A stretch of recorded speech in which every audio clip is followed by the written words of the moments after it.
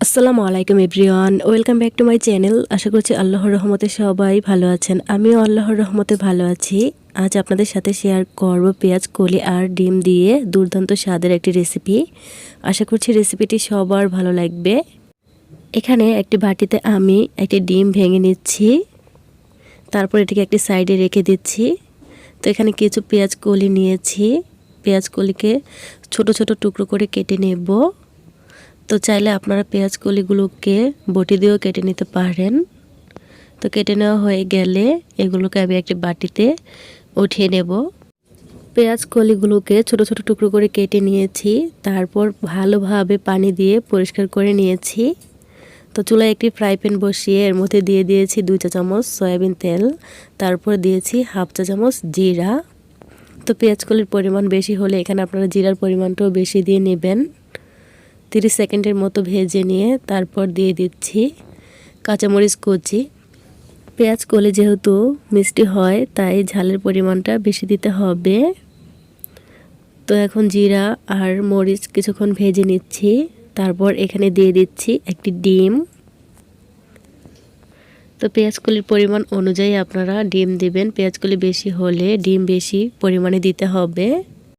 ডিমটিকে ঝুরি ঝুরি করে ভেজে নিতে হবে। তো এখানে আমি দিয়ে দিচ্ছি স্বাদ মতো লবণ, তারপর দিয়ে দিচ্ছি 1 চা চামচের 4 ভাগের 1 ভাগ হলুদের গুঁড়ো। তো এখানে খুব বেশি হলুদের গুঁড়ো দেওয়ার প্রয়োজন নেই। তো এখন সব কিছু ভালোভাবে মিশিয়ে নিয়ে কিছুক্ষণ ভেজে নেব। পেঁয়াজ কলি রান্না করার জন্যে এখানে আর কোনো মশলা দেওয়ার প্রয়োজন নেই। তো কিছুক্ষণ ডিম ভালোভাবে ভেজে নিয়ে তারপর এখানে আমি পেঁয়াজ কলিগুলোকে দিয়ে দেব।